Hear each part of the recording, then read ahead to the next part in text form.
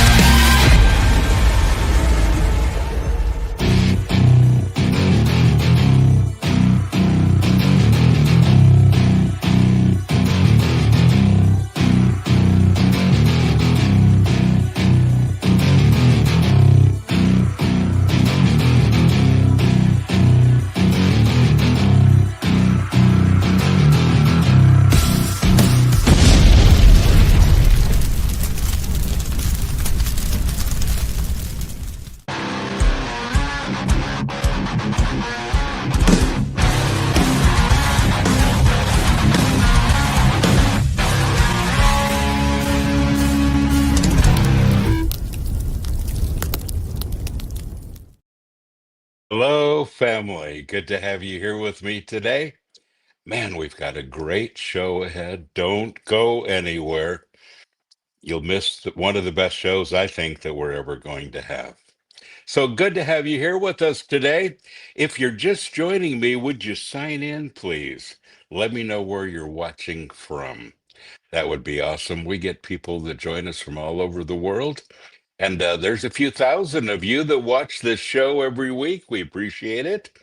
I have an announcement to make, though, this morning. We're going to just kind of take a little break for a while and not a real long time. All of our Saturday programming will continue. But on the Wednesday show, we're going to take a little break. So this will be the last one for just a bit. We'll be back. But it's going to be a great show, and they say we save the best till last, but this is going to be a really good one. Glenn Kaiser is here with us in just a little bit. Glenn is not new to this show, and not new to most of you. Glenn Kaiser from Glenn Kaiser Band, et cetera, et cetera. He is a good friend. Love this guy, and just a heart for the Lord and a heart for music, and we're going to have a good time with him. Also have my special guests today, some of the guys from At the Mountain, and I want them to talk about the show that happened this weekend. And we have a little clip we want to show you. You won't believe what happened. So cool. So cool. So, folks, just a couple of announcements real quick. Of course, every single Sunday, we have our gathering. Well, excuse me, we have our church service here, 10:30 every single Sunday morning. Our next gathering will be the 5th of July, and we're excited for that one. The first Saturday of every month, we have our gathering. So if you're in the Nashville area or plan to be, join us. We'd love to have you here. Forrest Ray is here. Good morning, he says, from Lansing, Michigan. Great friends in Michigan. And Forrest, I appreciate you being here with us again. And AV, what would we do without him? It's not a show without AV. He says, can you pray for my country and state, Los Angeles, California? Yeah. Riots have gotten kind of bad there, and it's all playing out before our eyes. Yeah. Just kind of sad. I was watching a clip this morning from 1959, and just the difference in what Los Angeles looked like then and what it looks like now. And, people were so hopeful and so excited then and pretty discouraged right now. So, Jonas, who is one of our guests this morning here from Sanctuary in Kenya, and excited to pick his brain a little bit and find out a little more about the weekend. Victoria is here from New Mexico. Great friends there. We used to have a sanctuary in Albuquerque. And Victoria, great to have you here today, too. Folks, don't forget to sign in. Donald is here from Denmark, one of our great friends in Denmark, and we're going to talk about Denmark in just a minute. Good things happening, not just with At the Mountain and their concerts, but some exciting things coming up. We're working on a new festival, and we'll see if we can talk about that a little bit too today. Axel Blues, my good friend, watching from Florence, Alabama, and great guy, great harmonica player. And he has a Blues Brothers car. Yeah, he's that guy, and pretty cool. But Axel, good to have you here with us today. By the way, he had his name legally changed to Axel Blues. I like that. And Richard is here today, also from Denmark. We have a good bunch of folks here today from Denmark, our Great Danes. We love them to death, and so glad that you guys have joined us today. Folks, if you're just joining us, sign in. Let me know where you're watching from. That would be awesome. We have the Immortal Festivals coming up. Sanctuary's 40th anniversary. It's a 40 year.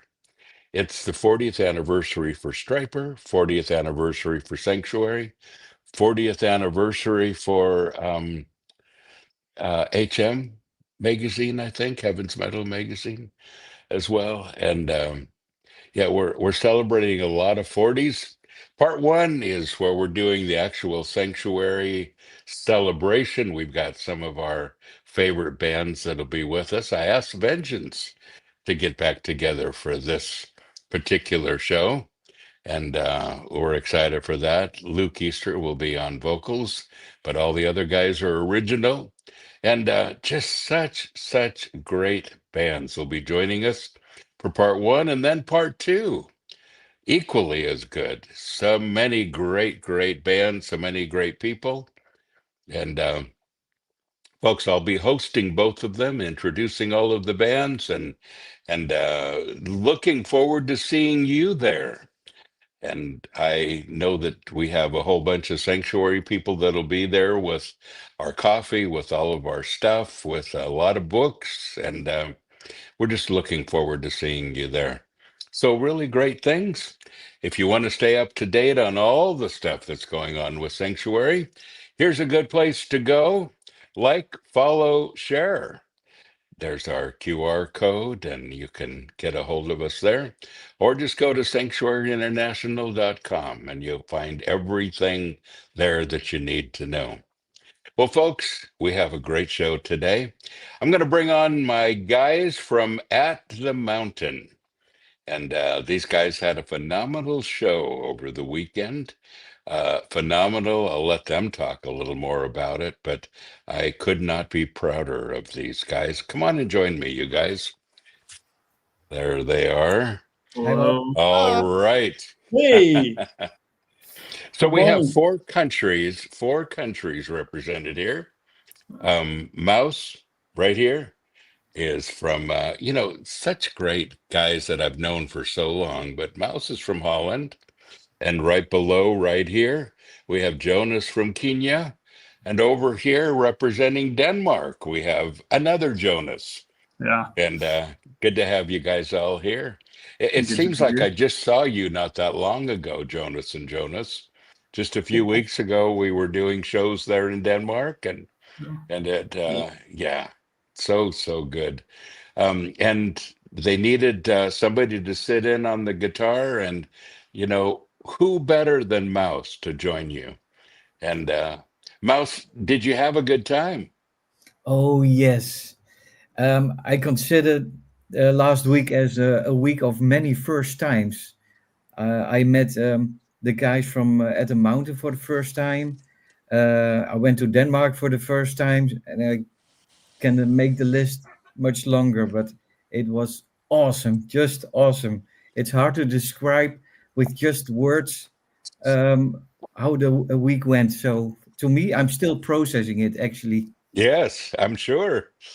And Mouse, your son was able to go too, which Yes, is awesome. And he actually joined you on stage. he did. Yes, that was That's awesome awesome. as well. And that was also first time. He was the first time on stage with me. So the dad and son together on stage. It, I like I said, want to talk about that in just a minute, but that is that is so awesome. So this Jonas, we'll call you Jonas number one and Jonas number two. There you go. All right. There you go. So Jonas, Mm. what do you think? How was it for you? This was just a dream a year ago, and now you've done two great tours. Phenomenal.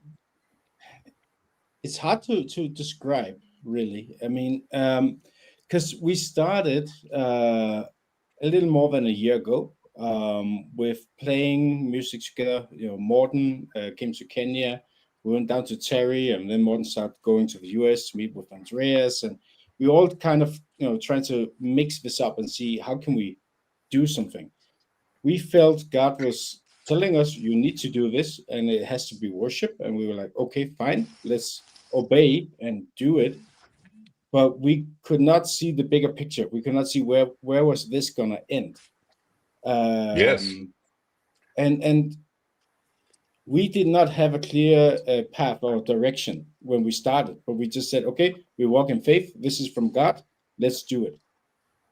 And it's quite funny. I mean, Morten, he wrote a long message. I remember he was very nervous about this whole thing. You know, we've had other bands, Morten and I, before playing music, and a lot of it was, you know, what we thought was cool or nice and fun to play, still with a Christian message and so on. But I could feel from Morten and in that long message he sent back then, he was like, how do you make sure that this is not just us doing it in our own power? Yeah. And how can we make sure this is actually from God? And we had a lot of talks about it and spent a lot of time in prayer. And we started saying, pray first, and we pray. And then if it doesn't make any sense to us, that's a good sign. Yeah. That's because true. that means it's not our plan, now it's God's plan. I like that. I like that. So Well, we just started doing so that good. and say, all right. So this thing came up, you know, we had the first tour earlier this year where we did 4 shows together with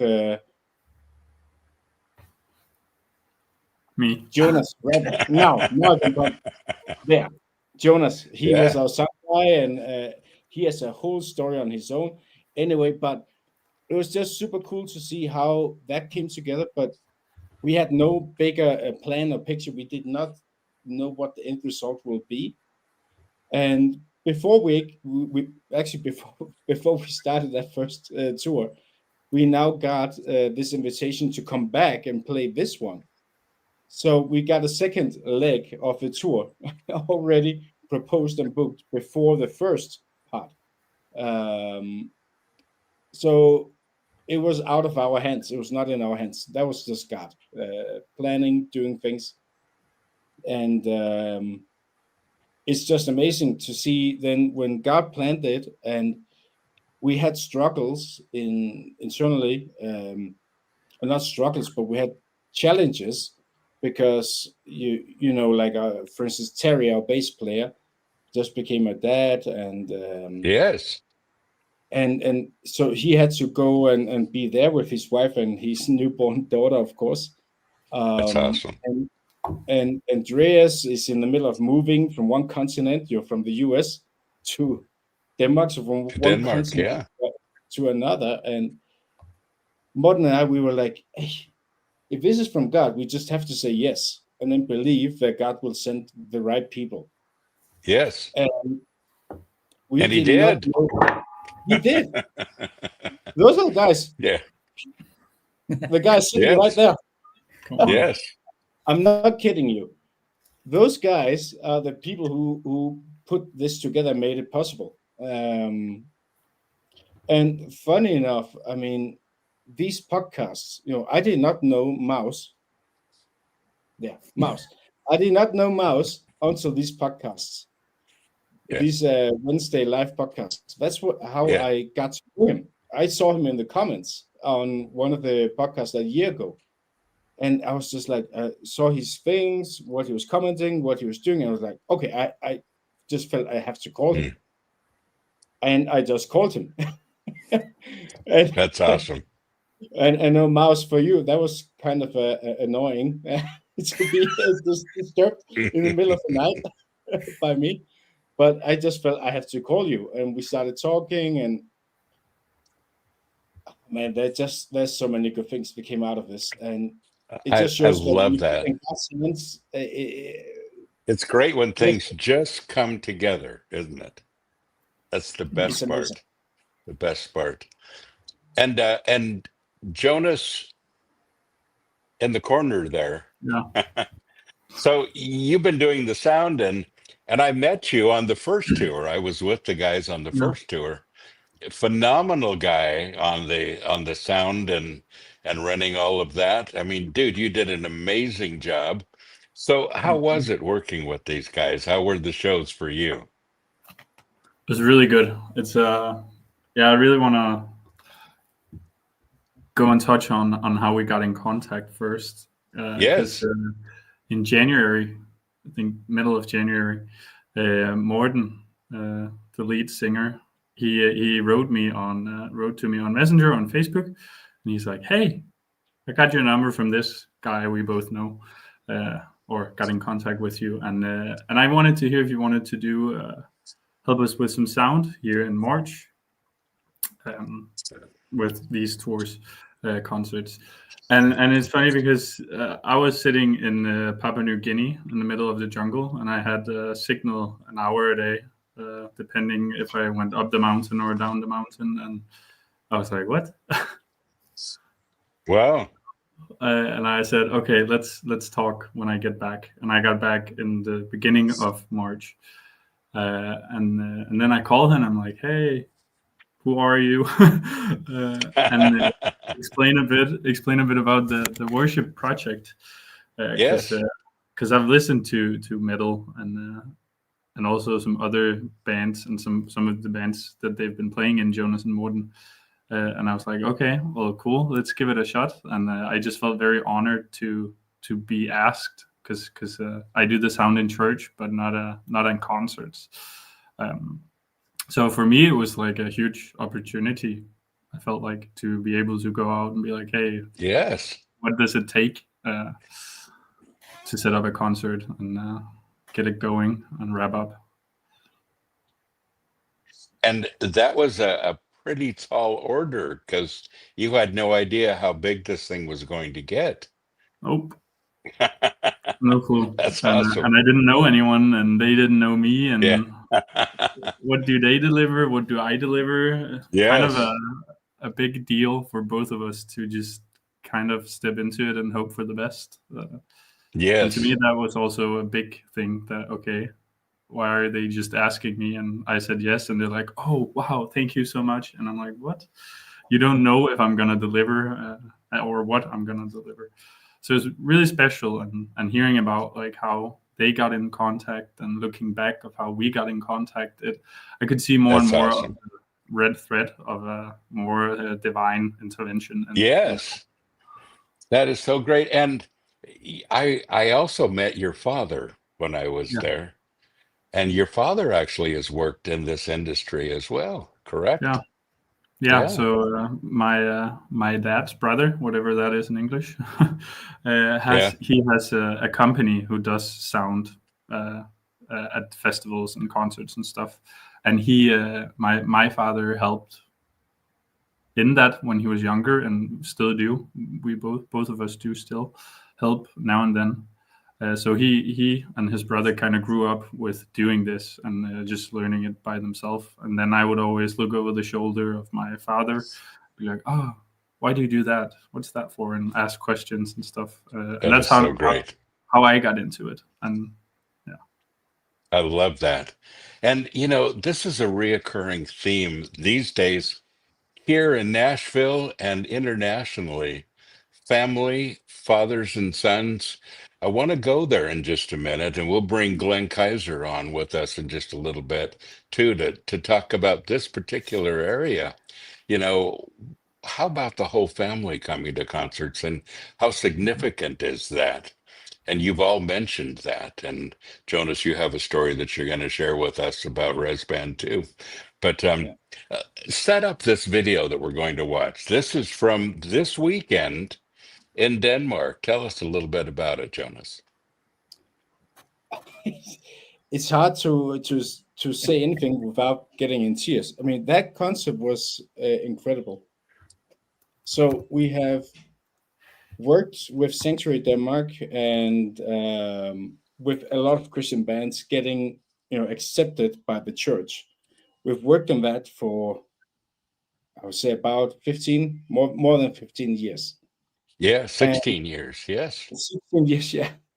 And it Yeah. has been a battle. It was a real battle. And now to suddenly see like part of the conservative part of the church, Yeah. which is by far the biggest festival as well, and they are now the ones inviting us in to come and play. And they invited us before we had even done our first show, our first concert, our first anything. They just said, God is with you, and yeah, we need to play this concert. And we Great. didn't even understand. We had, the guys playing before us and after us are people who have millions of subscribers and views and stuff, and we're coming there, and all we have to show is like we have 48 subscribers or what. I mean, it makes no commercial or logical sense why we should play on a stage like that. It makes no sense. And at the same time, with half of the band being down, and the Mouse coming in, and Jonas coming in, and the guys just stepping in, and I don't know. It's hard to describe, but it happened, and it worked. But that was definitely not our plan. That was just God's plan. God was saying, "This is my Yes. project. I'm going to do it my way. If you're available, I will use you." And that was it. We felt like that was an invitation, and we were just going along for the ride. Yeah. We, I we, were, love that. I love we that. were not in charge at all. That was just Yeah. God the whole way. And I love how everything comes together. Kent was just on the screen there. Pastor Kent, Kent. he's amazing. He's awesome. Kent, Yeah. yeah. Kent So Anderson. for the first part of the tour, he even did some of one of the concerts there together with Strunze, yeah. But John, was let's amazing. put Kent back up. There he is. Yeah. There, yes. So Kent, I see that there you and I are in the picture there on your Facebook. Awesome. Thank you for that. Kent's a great guy. He's a pastor there in Denmark, and he's a tourniquet fan, among other things, and he's been a great support to you. Also, Simon, who's another pastor, Simon Anderson, Strunze, the two yeah. Andersons. But well, let's see this clip. And John, if you could roll this clip, this is from this weekend at the Mountain on stage. Take a look. 1, 2, 3, 4.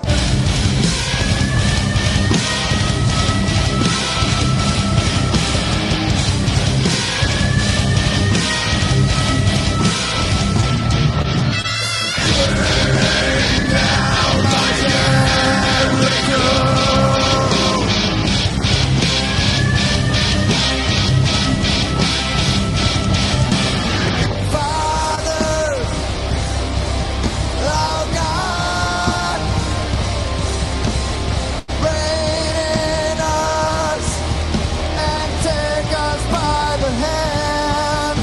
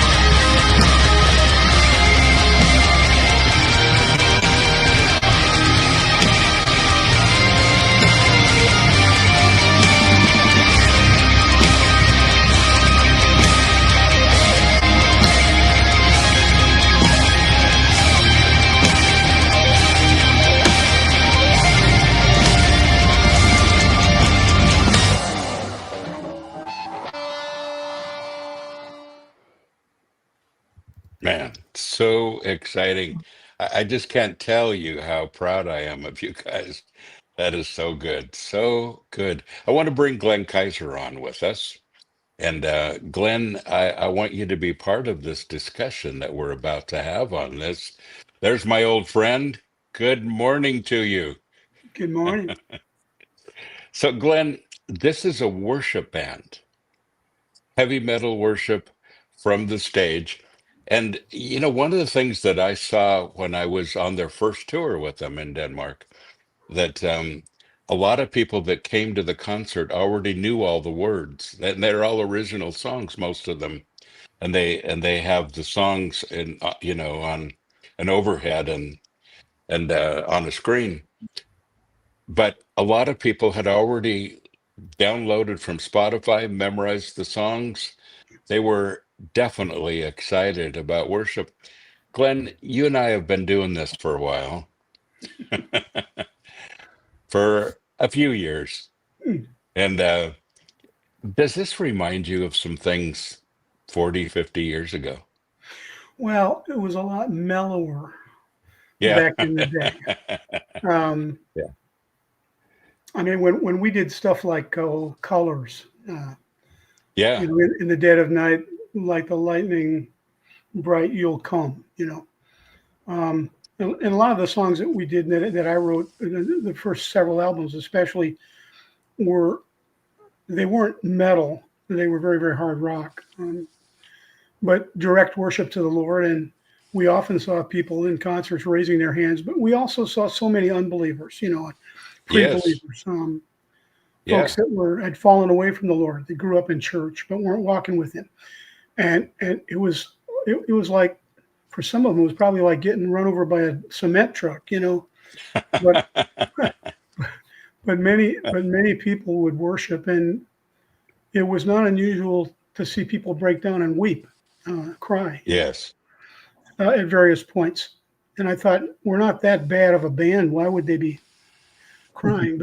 But the Lord in His grace reached through so many different groups, and I saw it happen with many different music styles, of course. Yes. This is back in the very early 70s, 71, 72, and so on.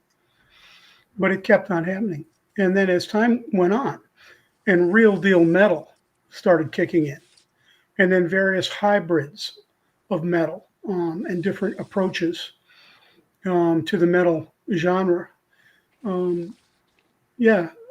We saw it. And of course, at our Cornerstone Festival, that we produced for so many years, 28 years, saw Yes. a lot of that. And it's always encouraging. And I love it that these guys, as many other younger musicians, really have that heart for God. And I hope this doesn't drop hard on some people listening or watching.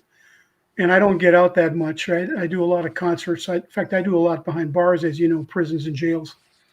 And Yeah. And I've morphed right back into blues where I started, real intense blues. But I also do rock, and hybrids. Anyway, I have seen, I think, more in my own experience, just me, where I've been, but traveling overseas, saw a lot more direct worship in more of a metal genre from European bands than I have so much in the U.S. Now, I think that's just what I've experienced. It's true. No, it's true. But there's that heart for God. And some people would like to say, well, all these countries are post-Christian. Well, like the United States isn't in so many ways. Come on. Yeah. Right. But I see that heart in a lot of the young Christian musicians. And there's that freshness and a sense of excitement, of worshiping God at really intense volume and rhythms, and juxtapositions of rhythms. And, there's something a little more unique, in my view, of what I'm seeing from a lot of the European Christians who are doing these things. I love it. I love it. Yeah, I totally do too. And, it's been, I guess, a couple years now that I really felt like the Lord was telling us to lead with worship. I shared that with you before. And that to lead the movement right now with worship. And it is absolutely happening, and revival as a result. But there's one more thing, Glenn, that I want us to talk about. And I'm so glad that these guys are on with you today, because you and I have been doing this for a while. We've got a few years behind us. And but the one reoccurring theme is family, fathers and sons. So Mouse here um, brought his son. His son was on stage with them for the first time. Jonas, number two, over there. Jonas has learned sound and all of those things from his father. His father's still working with him. His father's worked with some really great bands, you know, a lot of older bands that have been around for a while and bands that you and I have worked with over the years. And then Jonas, you actually heard Res Band. You heard Glenn Kaiser when? I was only a kid. My dad brought me to one of your shows, Glenn, in Denmark. So Yeah, it was after the Resurrection Band, but when you had your solo project, but you still played some of the songs. But you played at something called Oase, Summer Oase in Denmark, and my dad, he really liked, rock and heavy music, and he actually took me along to that concert when I was only a kid. I was doing what, 13, that is so 12, cool. 12, 13 Yeah, years old, and he took me along and said, you need to hear this guy. Okay, so we listened to the music, and that is the earliest or one of the first concerts I can remember. you know, mm, I've been to many concerts, but that's the first one of the earliest memory I have of going to a concert. That was actually with you, Glenn, um, and that still stuck with me, and is also part of why I continue that path, because my dad was like, "That's the music he likes," and of course I continued that down that same path. And here we are today. yes. So it's amazing to And see isn't it how cool? it really Yes. impacts, yeah, generations. Yeah. Mm. And you know, and I noticed when I returned this last time from Sweden, from Switzerland, how many people were there as families. How many fathers Mm. and sons were there at the concerts together, both enjoying the music. And it's something that after, well, we've been doing the concerts in Europe now for 26 years. And it's something that I have seen progress. Glenn, you and I have watched it in the music scene for a while now. It's and I guess for you and I, it's father, sons, and grandchildren. You know, there's three generations now. Yep. But one of the coolest things that I see happening in our movement, in the Christian metal movement, is that it is starting to include family more than ever. Fathers and sons together going to the concerts. Glenn, that's a game changer, isn't it? It is. You know, scriptures are clear about that, turning the hearts of the fathers to their sons and sons to the fathers. And, there, Yes. I have to tell you some of my memories. Rez was really careful to tour as much as we could with our wives along with us. And of course, Wendy and I married, both of us in the band. But we would be able to bring one of our kids, um, we'd fly in and out. We'd do 3, 4 shows in a row and go back and forth. And wives would take turns coming and with the other guys and also their kids. But our own kids, we'd have often one at a time, of our children, and they'd take turns. And so I was thinking earlier one of my fondest memories is we had these humongous road cases when we in the U.S. and in Canada we would tour bus and humongous the biggest semi and the whole truck the trailer was full from top to bottom, PA, I don't know, something like 300-400 light cans and follow spots and Marshall stacks and all of it. But the road cases, my daughters, we, they would be on the side of the stage. We'd put out a sleeping bag and a blanket, and they'd have their dolly, and their pillow, and they'd dress up like Wendy, and they'd be at the side of the stage dancing and stuff. And then they'd Yeah. finally get tired, and stretch out on their little beds there at the side of the stage. I was like, how could you sleep through all that? It was pretty loud, and they would be stretching out. And those are some of my fondest memories of touring with Res Band all over, particularly in North America. And then overseas, we would bring them along. And whenever we were close to like we had 3 different places, we did 10 countries, and we had 3 different places where that was our main area for however many weeks. And then as soon as we got fairly close, then all the moms and the kids would come and to these shows. And it was so much fun. But I met back then, this is late 70s, early 80s, that early, we would see sons and fathers working together.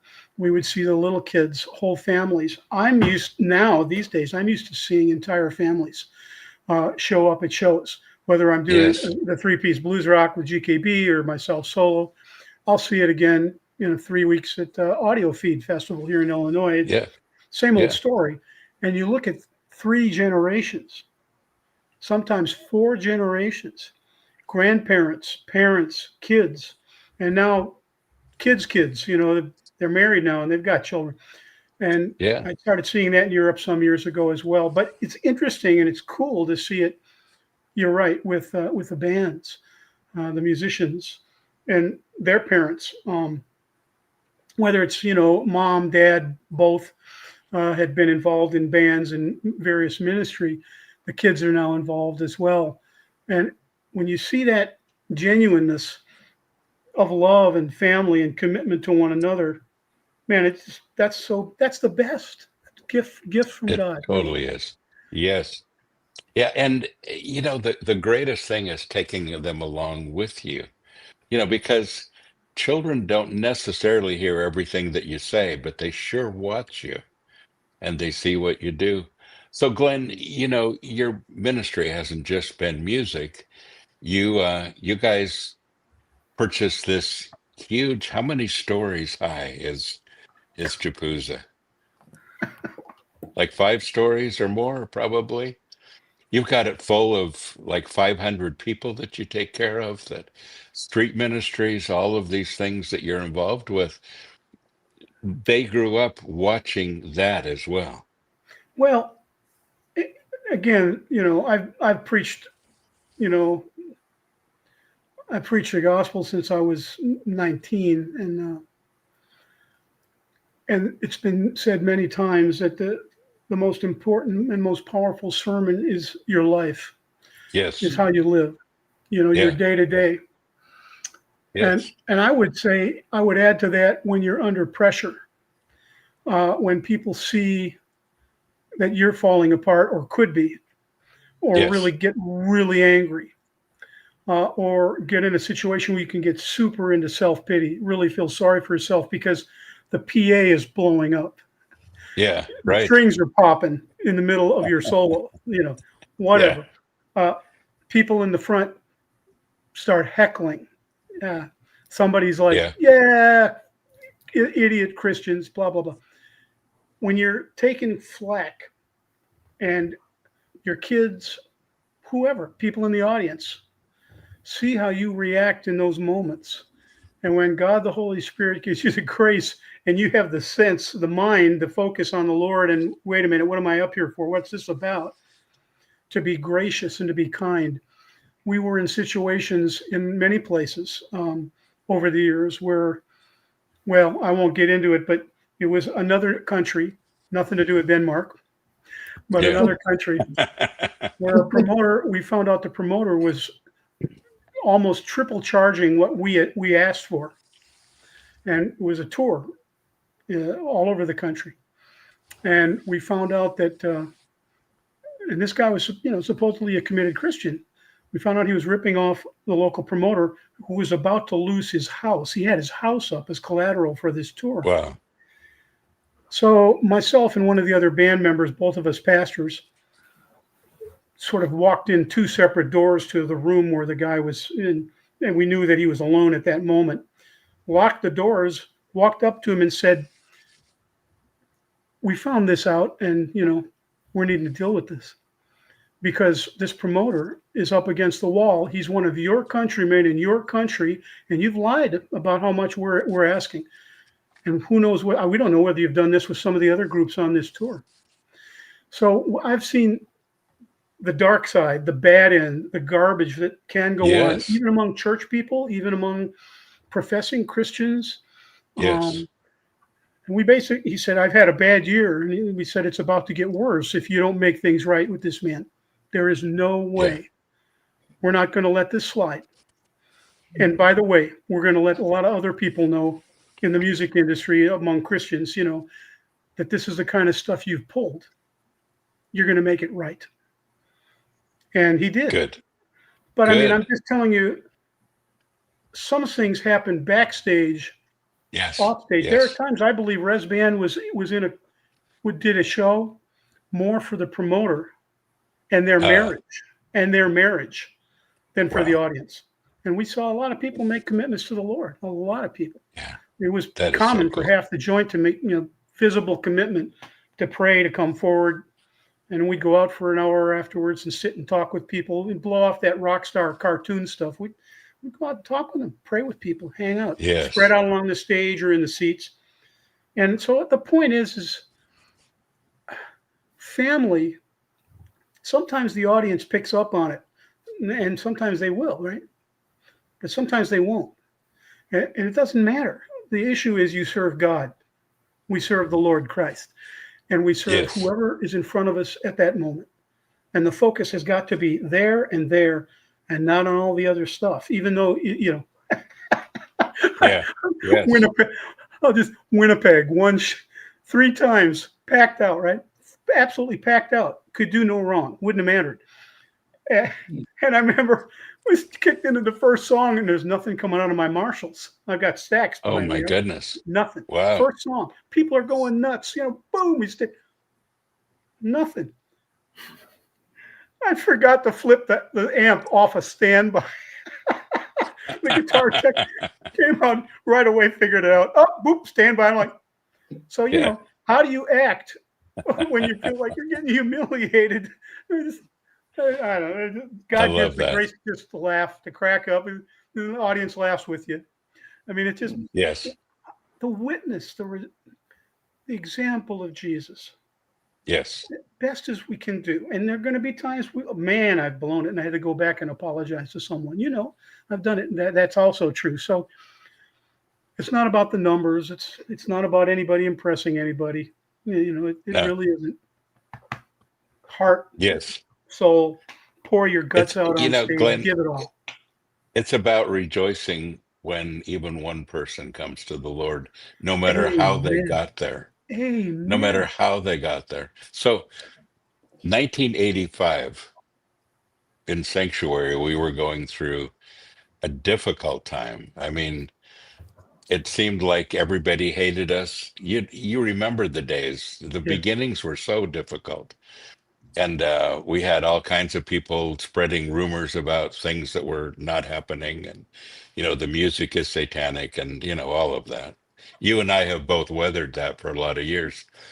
But 1985, I was sitting in my office a little discouraged, and you called me and you said, let's do a magazine article about Sanctuary. And I said, that's a great idea. And he said, let's do it right now. I have a piece of paper in front of me. You started asking me questions. You wrote the whole article. It was published, which helped us so much. But it taught me a huge lesson, and that is that we are here to support each other and work together. And, I love that part of it. I love watching, being absolutely not involved in a concert, but just there to watch, and then to see people respond, to the call of the Lord, and realizing that there's nobody here that has anything to do with that. God is the hound of heaven. He's the one that went after them in the first place. And all we can do is rejoice when somebody comes to the Lord. And we're all in this together, aren't we?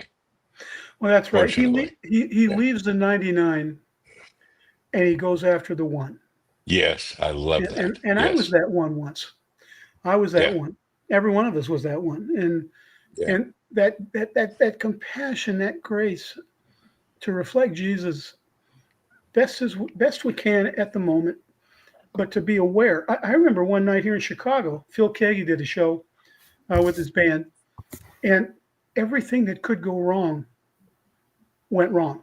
I mean, the PA, Mm. I mean, the Yeah. drummer's thrown seat fell apart. Up, you had to jump up and finish the song standing up.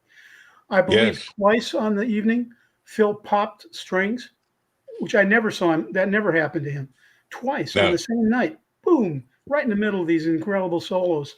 But I watched how they all responded, Phil and everybody else.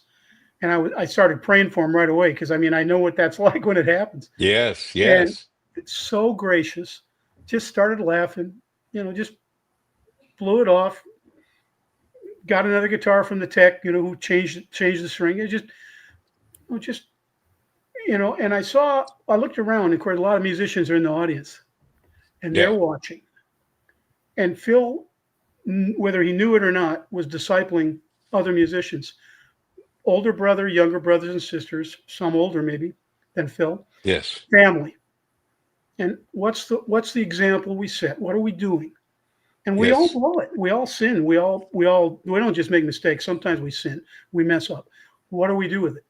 How are we? Are we still confessing, repenting, accountable to others? Are we willing to deal openly and honestly? Because that so affects our lyrics that we write, the song, the set list, being sensitive, to make a change on the fly on the night, all of those things.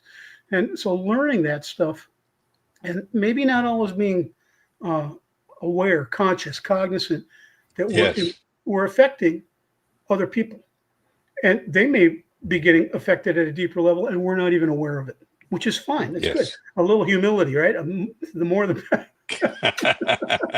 God help us. So yeah, the beauty of family is seeing your parents apologize to one another. Not that they never argue or disagree. The beauty of working with a level of integrity, no matter whether the other people that you're end up with in that show or that tour or whatever, we the person I was talking about earlier, the promoter he was just being dishonest. We never wrote a story and put it up in Cornerstone magazine. We quietly spoke to a couple of bands that we knew were going to go work with them and do some touring, and just basically said, be careful, be prayerful, be careful, be aware, caring for people, really caring, not getting into the gossip and the slander and the backbiting and all the, Mickey Mouse over the music. I mean, I don't care if you're a polka band. If you follow Jesus, do the best polka you can do, and expect that some people are going to go, this is garbage, whatever, Yeah. At one Absolutely. point, I don't know if you knew this story, Bob, but at one point, at one of the churches that was hiring Bach, Johann Sebastian Bach, Yeah. one of the elders said, if we can't get somebody who's really proficient, who's really a good musician, well, Wow. I guess we'll have to settle for this Bach fellow. Whoa. Like saying, Really? oh, we'll have to settle for Jimi Hendrix in our band. I mean, I don't know. Yeah, it's just like, what? So if they said that about Jesus, about Bach, they're going to say it about all of us, any of us, So Yeah. we have to be prepared for that stuff. Absolutely. Well, Glenn, one of the exciting things too, and I know the guys that are sitting here realize this as well. Whatever goes around comes around, and that's true Oh, in music. True in music. If there's a style that you love and it all of a sudden goes out of style, just wait a few years, it'll come back. that's right. And I always tell the bands, don't trash your old music. There are a whole lot of people that it's new to these days. That's right. They haven't heard it yet. Yep. And now the number one selling style of heavy metal is melodic metal. Mhm. Symphonic, melodic, Yes, that yes, style yes. is the number one. And we thought it was, it went to so many other extreme styles. Not that that isn't still popular, but it's going around again. And one of the exciting things that I see as it comes around again is that now it's connecting with families. Now the father can say to his son or his daughter, um, here's some music I used to listen to, and it's the Yes. first time for them. And they're Yep. going, wow, that's really good. Where did you get this? I've never heard them before. So there's a whole new generation that's capturing the music. I've seen it with my grandkids. It's funny because my own kids began to get into mellower and softer music as time went on. Yeah, Every generation does what they do. And the grandkids, they've come back around, man. They're cranking it. that's awesome. That is awesome. I love that. But I love that it's becoming such a family thing. Jonas, go ahead. No, it's being a family thing.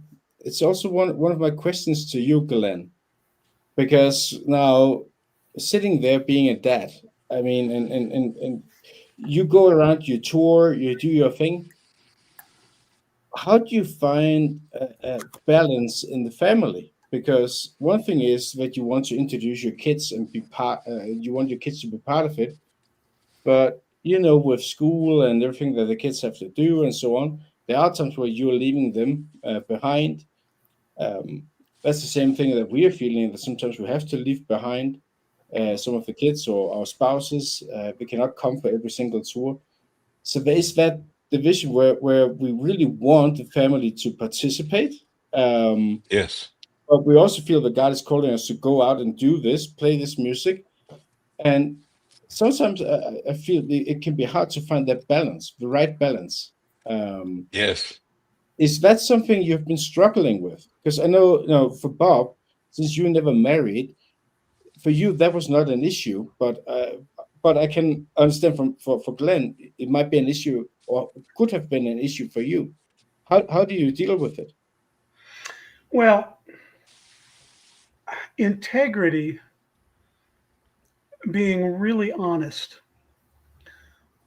is one of the most essential points for anybody who's saying they're going to follow Jesus. Okay. So it starts with me as on an individual level and everyone in our band, everybody that we work with, in our record label and so forth. And so it starts there. And we know that not everybody is going to agree. I mean, the scriptures are very plain that from John 17, Jesus, prayer for the disciples and for those of us who would come to believe in him because of the disciples, but also in Paul's letters to the churches, to Corinthians and so on. Unity, commitment to one another is massively important. Yes. But from day one, and by the way, on the street, when I was 19, 20, sharing the gospel with people, students, younger people, a little bit older people than me as well. Well, all you Christians don't all agree with each other on everything. I said, you're absolutely right. Yeah, you're right. Throughout the centuries, if you study church history, as well as history outside the church, but Christians have never entirely, 100% agree with each other on everything. So where do we expect that we're all going to love the same music styles, go to the same shows, and really, really lock in and dig it, love it, enjoy it? You start getting into issues of doctrine, of Bible teaching. Paul writes in the chapter on love, right? 1 Corinthians 13. I have, me, Glenn, in part, partial knowledge, partial understanding, partial wisdom. And then in the same chapter, we have in part, some, not the whole picture. We're not God. None of us are God. So the idea that we're all going to agree with each other, even on what the scriptures are saying, we've never have. The church never has. How many Protestant churches are there, right? And then you deal with issues of music and different opinions and views about music. And again, I was worried about a dropout, but I think John just changed things around, put the old readers on so I could see. There's there you are. There's going to be a different view and approach politically. If you want to talk about politics, whoa, and so the division between parents and their kids, brothers and sisters, this family to that family, the older to the younger, younger to the older, there have always been those clashes, disagreements, divisions. I write about all that stuff lyrically. I'm careful about how I write it, but I write it. And I don't expect everybody. I had a Christian musician bro who used to say, man, not everybody's going to dig your chili. That's true, because I stuff mine with ghost peppers. Well, actually, Wendy makes the chili, and I throw the hottest peppers you can eat. They'll start your hair on fire. I mean, not everybody's going to dig the same seasoning, right? We're not going to 100% be in unity. So the idea that somehow we even expect that, I think is just, it's a little naive, it's a little uneducated, a little foolish, and so on. But you have to speak what God gives you in your heart to speak. And particularly if you honestly have some sort of a prophetic gifting. If God has called you to share the gospel straight up, then keep it there. I, from day one, have written songs about everything you could think of. A song called The Chair about people who are disabled and how they get treated because they look different. They aren't, whatever. Go down the list. What's normal, what isn't normal. I was never normal. So to reach out to people that are considered outcasts, nobodies, they must be lazy bums. I mean, Bob gets that. He and his mom and folks at Sanctuary Nashville have been working under the bridges with homeless people for years. We have a homeless shelter that we sponsor about 3 blocks away from us. We see 250 people every night that were whole families, by the way, who are homeless because of poverty. So yes. I've written songs about all of that right through the years, Res Band, and to this day with GKB and my solo stuff. I know it's going to pull people's nose hairs. I know full well before I ever record or do those songs in a concert, there are going to be some people out there who are going to go, I know how you voted. No, actually, no, you didn't, because I'm an independent voter. I don't fit anybody's paradigm. But you understand what I'm saying? So people get upset. You have to expect that if all you're doing is sharing John 3:16, a straightforward gospel witness to yes. win people to Jesus, even then you're going to offend people. You know how many bikers shows I've done in Sturgis and Daytona and prison and jail shows constantly. I've been doing those for many, many years. I'll be down there again teaching a music class and sharing the gospel in the process. I've been doing this for years. Right. So, but I know that people aren't going to agree. So what? Did they all agree with Jesus? Yeah. And Jesus loved and loves like none of us can. I mean, we're not God. We're not literally perfect, sinless, flawless in what we're doing. So I just think I gave you a long answer because it affects the whole of your life, not just when you're on stage or writing songs or putting together a set list or something, And so the kids at times, they're not going to have the same view. My kids and Wendy and I, mom and dad, we're not on the same page in every area or in every issue, Same with the grandkids. I want the door to be open. I want us to have as close and tight a relationship with my family and extended family as I can. And I want to reach out as best as I can to the audience and walk. And I told people for years in Res Band, look, if you think we're all idiots and you want to throw tomatoes, I like tomatoes, feel free. we'll be here after the show. We're coming right on into the audience. Talk to us. Get in my face. It's okay. We're here for you. This is why we're doing this, Yes. and be ready for people to disagree. Be ready for people to swing at you and maybe sometimes connect. Yes. Look at what they did to Jesus. Yeah. Look at what they did to Paul. I mean, this is reality. This is reality. And as a minister, and not simply a musician, but if God has really called you to serve Him and others through music, do it with all your heart.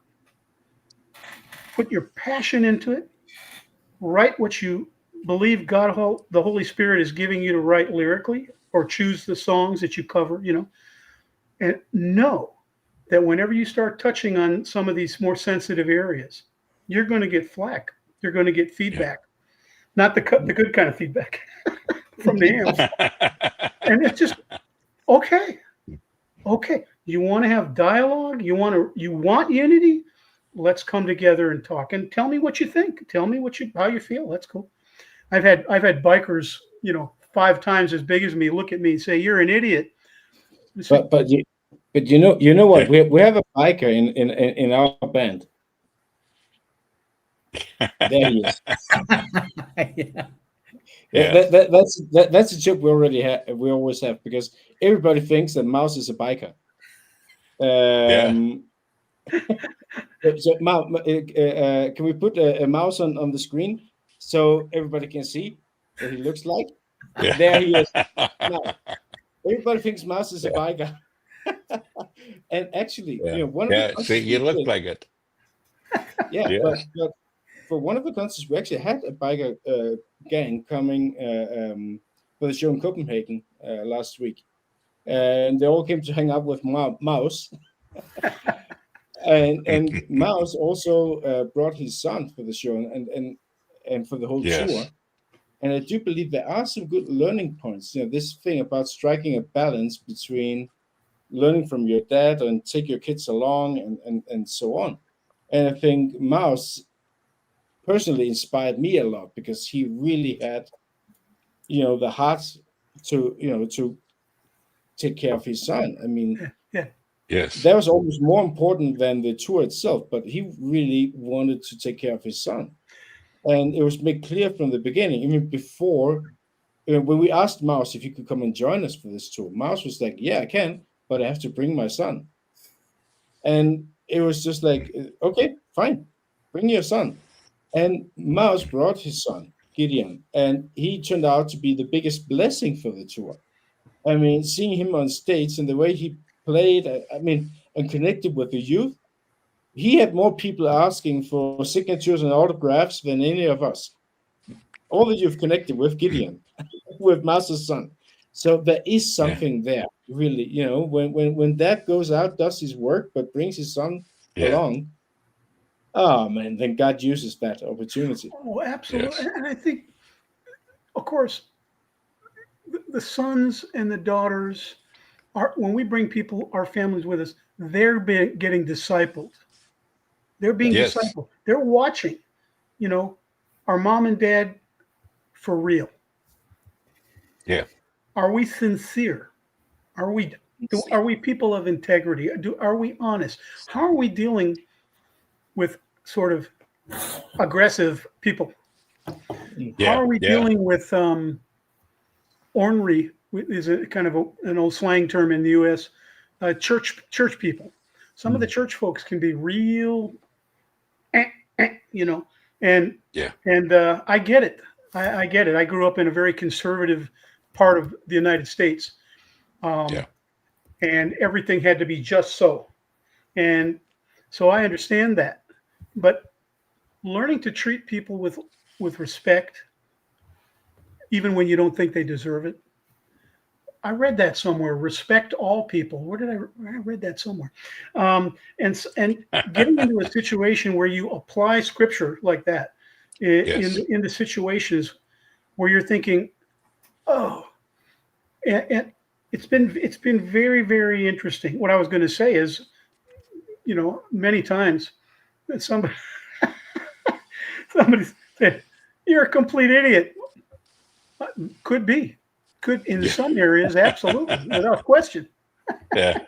So Jesus still loves you, Yes. and I'm not Yes. going anywhere. Here I am. Yes. It's hilarious. We've been in situations where some of these guys, really, what they are is they're big kids. They're babies inside. Yes. A lot of them have been abused, have been hurt on so many levels, and you don't know what happened Yeah. up until this point in their life when they meet you and you're up on a stage in front of them talking about the Lord. And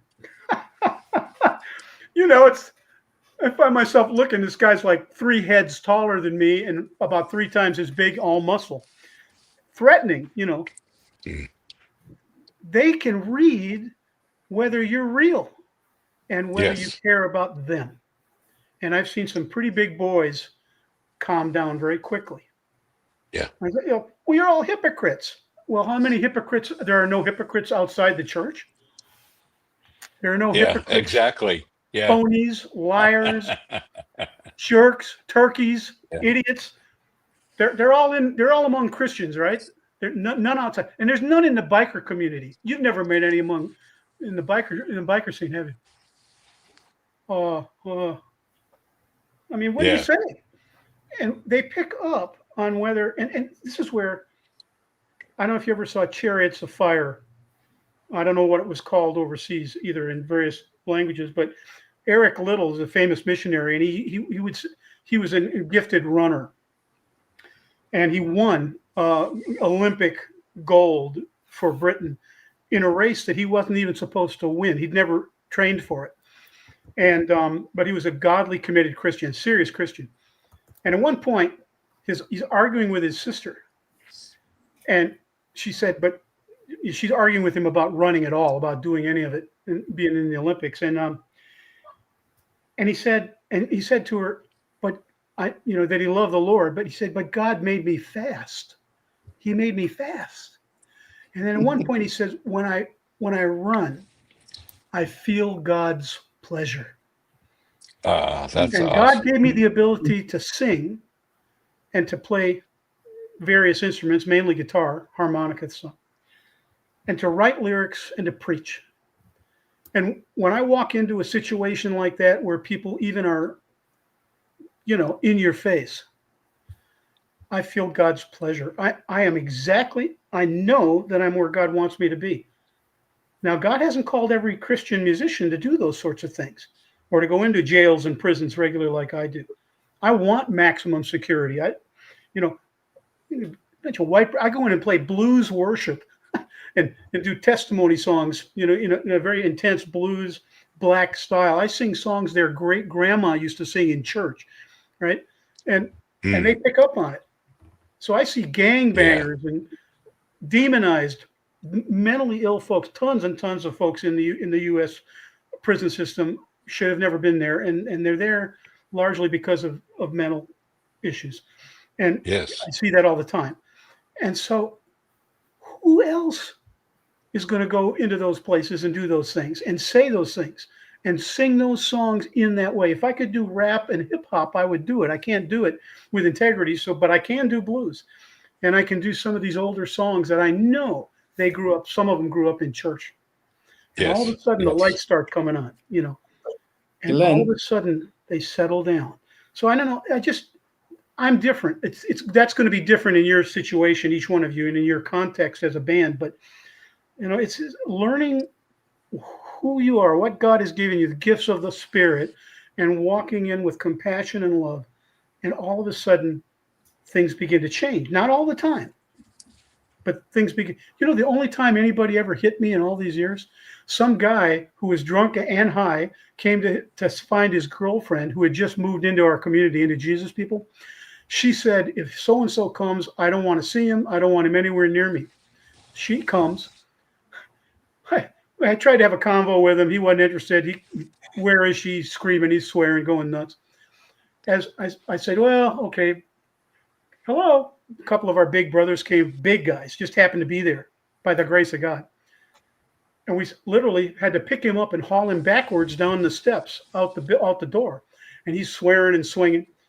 And one of the brothers behind me, one of our guys, Christians, I went like this to block his swing, and the guy behind me, thought I was getting mad and going to hit him. So he grabs my hand back, and the guy just glanced off my chin a little bit. And I went, hey, I'm not going to hit him. Yeah. What are you doing? That's the only time. Wow. We live in crazy neighborhoods. We always have. And we deal with some really crazy folks, right? It's the only time in my life anybody ever touched me. Glenn, I would like to talk to you afterwards about that, the prison ministry. We can do that on another, afterwards, after the podcast. But my father-in-law, so my wife's dad, he's been on death row for 22 years in maximum security prison. So I know the prison system in Africa and how things are difficult. We built a church inside the maximum security prison in Mombasa, and he's out now. So we went to the High Court, and he was found to be innocent and was released, and now he's doing a ministry trying to get back into the prison to work with people there. And what you're talking about there is exactly in line with what he wants to do. So let's talk after this. That would be great. Can I tell you, I have done solo shows, and GKB, the three-piece blues rock group, have also done a number, and Res Band back in the day did quite a few prison and Cook County jails, huge jail here in Chicago. I'm accredited in the state of Illinois, but also at Cook County Jail. So I can pretty much go anywhere I want and go in for concerts, share the gospel, Bible studies, and so forth. And overseas, solo as well as GKB, we played in Iceland. They only have one federal prison, but we played there several times. And in Norway, Finland, done a lot. So the point is that people are going to disagree. Back to the original, and people are not going to always agree. And some of the worst sort of boom boom comes with Christians. And I don't have the Lamb's Book of Life. None of us has a copy, right?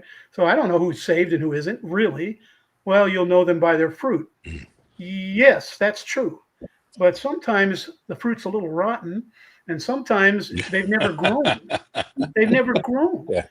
They don't, walking in the Spirit is not sort of, that's not their thought and their focus. So you're going to have people fuss over everything, the way you look, the way you, the dress, your music, whether you got one of these, whatever. It go down the list. There's 55 things. And learning how to be gracious and compassionate. Again, you bring your kids along and your kids watch all that. They're going to see all that. Yeah. And those are lessons that are way deeper than simply quoting scripture and preaching. Yes. I have a question for Jonas then. Yes. The other Jonas that's on the show, up there in the corner. I can never get this thing right. You also messed it up. Yeah, Mouse, you also messed it up. So we can. I'm here. Right. You're there. Your parents, they really lead by example. Your parents have a crazy lifestyle. Yeah, but I would say so. How did that affect you? You just came up and started going on tour with us without knowing anything. You are on fire, but how did your parents impact you? Yeah, well, that's a long one, but I'll try and keep it short. Well, I grew up in a more, I would say, conservative church upbringing. Yes. And my parents, they, both came from each there and got married and stuff. But it was mostly conservative and not as much like practiced faith, more, going to church, and that's it. And we went to church, and it was every Sunday, and we did it. But they did a DTS, a discipleship training school with YWAM. Yep. And that kind of started all of their going crazy life, and God called them and asked if he could be their plan A and not their plan B, and they said yes, and he got them on crazy journeys and living financially dependent on him, and not on a 9 to 5, and setting up a house for sale when you have kids living home, and why did we do that? But throughout it all, for me, also for them, they've said the red thread has been like the willingness to obey. I don't know if that's how you translate it, but being willing when God asked. The house never ended up getting sold. This is the house, the basement. But did they want to listen? Did they want to go where he called them? And that's been something that I've been watching for 6-7 years now. I think 2025, 6 years, and seeing that, as you mentioned, Glenn, with like your parents and having a picture of, okay, they actually walk with integrity. And if they can do it, then it's safe, I think, is what I thought in the beginning. That's it didn't awesome. seem safe at all. Like, That's logically, awesome. it doesn't make sense. But, having that rock as your parents, mom and dad, to see that, okay, if you step out on what's God's call for your life individually, then it's safe to go there. What a great example. Yeah. Yes. And that's also why I just said yes to you guys. I think, like, underlying, it made no sense why he would say yes to us, but he did. Yeah. He literally allocated like almost 25 days of the first half of this year just to go and practice and set up shows and do stuff for us, carry gear, set up sound. It makes no sense. Jonas, it makes no sense why you would do that, but you did without knowing anyone. Yeah. But it's been so great, and it's been great experience, good friendships. It's a bit easier meeting with Morten, that he only lives an hour away. You guys are a bit further away, but talking on the phone with you guys, and like having a relationship that's not just professional or like work together, but also eating or talking or saying, hey, I have trouble with this, or it's rough right now, or oh my goodness, listen to this is crazy. Those are all such great lessons. Spirit of God, totally. But Wendy and I taught in YWAM bases all over the world. As a matter of fact, Denmark as well, and a number of places. But it's when families are willing to really put Jesus first. Yeah. Okay, I mean, praise God for Sunday services, right? Praise God for midweek services. In the States, there are a number, Wednesday night services as well, and some in the South are still doing Saturday night and Sunday morning services, or Sunday night services, evening services. I loved it in Iceland because the folks we worked with we've done a lot of tours in Iceland. Their church service is actually at 6 o'clock in the evening. For a lot of reasons, it makes more sense if you're a musician, by the way. And I don't wake up till 7 o'clock at night is when I become sane, lucid, right? Anyway, the touring and seeing different people do different things different ways in the continent, in Australia, New Zealand, everywhere we've been, all over the place. It's a wake-up call that we're not all bowling pins, or whatever. We don't all dress the same, look the same, sound the same. We don't all do church the same. We don't all worship the same. I mean, thank God for that. Oh, I've been in Celtic services, which I've always related to a lot of. I don't relate to all of it, but the Celtic church, which I've studied for many, many years. I don't talk about this often, and a lot of people don't know it about me, but and it's not a constant. But I read Celtic prayers and I study Celtic church history. I'm talking about the believers, because the Celtic people by not all, but by and large, came to know Jesus in a real way. And they did some things I thought were a little, and I still think are a little crazy, but so much so good. So I'm in a Celtic service in England when we're touring and we're at a festival, and it was very unique, very different approach to scripture, to the prayers, to the songs, the way they did what they did in the service. And I broke down and I couldn't stop weeping for about 45 minutes. And it really takes a move of the spirit for me to break down and really cry. I can't fake it. I can't make it up. It just has to happen, right? And I was so deeply touched, so deeply touched. And I've had those sorts of experiences all over the world. And some Christians are so, that's how we do things. And that's the only way we ever want anybody else to do things. And you better Yes. do things like this, blah, blah, blah. Why? It's form. Yeah. Form is not substance.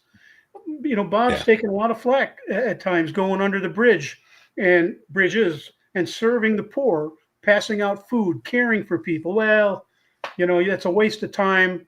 Let them reap what they've sown, blah, blah, blah. And I'm like, how about if you reap what you're sowing? Yeah. You really want that? Is that what you want? Love, Good point. Forgive, express the grace of God, compassion. If those things ever go out of style, I'll buy into your nonsense. It ain't going to happen. So I find myself in these situations, and you will too, speaking at YWAM bases all over the world. I know people that love Jesus people here in Chicago and really don't like us at all. Same about Youth with a Mission. Exact same thing. I meet former YWAMers that the best thing that ever happened, and some people say it's the worst thing that ever happened. You're going to hear that about every church, every group, every band, every movement, blah, blah, blah, blah, blah. Yeah. True. Absolutely. Well, folks, we've gone over our time by about 25 minutes, which is okay. It's been awesome to be able to spend this time with everybody. And Glenn, thank you so much for joining us. The one thing I was thinking about Glenn as he was talking is that all of these years, and we've been friends for a long time, but all of these years, he kind of sucks at being a rock star. But he's been It's a waste of really time. good at being a pastor. And I just think, it is so good when you go on stage with the heart of a pastor instead of the heart of a rock star. Bob, And U2's North American management worked with us. We signed a 3-month deal with them. It went fabulous. At the end of it all, they said, you can't go out into the audience every night and talk with people. And we said, due respect, yes, we can, and yes, we are, and yes, we always have, and yes, we're gonna. Yeah. To me, blowing up that rock star attitude, what is it? Yes. I'm not a cartoon. And these people need real people, flesh and blood people. Yes, they do. To interact with. Yes, they do. Because our goal isn't to impress, it's to save. And that's the most important thing. Yes. Loving obedience. Yes. Thanks, brothers. You guys rock. And by the way, that was a great clip. You guys do indeed rock. Yes. Thanks. Yes, they do. Well, thank you guys. Once again, this has been awesome. Folks, thank you for joining us today. It's been great. Again, this is the last show for just a little while. We'll be back, but we're going to take a little hiatus with this. This Saturday, I have Gary Lanier with me I have a show called Joy Story, and Gary Lanier from Tourniquet will be here with me. He's going to talk about why he left the faith and even wrote a book about it and why he came back. And it's a great story. You don't want to miss that this Saturday, same time. And folks, thank you for joining us. Don't you ever forget, you are blessed. So go and be a blessing.